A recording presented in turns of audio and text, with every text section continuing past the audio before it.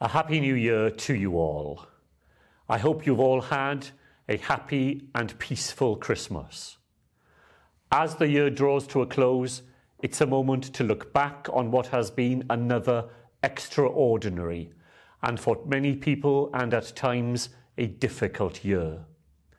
I want to pause for a moment to reflect on all those people right across Wales who have helped to keep us safe.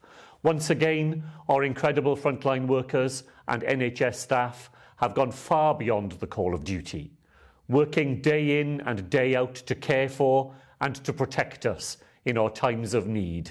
Thank you. Diolch o galon I chi gyd. Our thoughts are now turning to the year ahead, a new year which will bring new possibilities with it for us all.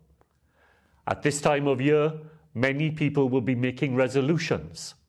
If you haven't done so already, please put having your booster vaccine at the top of that list. As we look forward into 2022, we do so knowing that the weeks ahead will be difficult.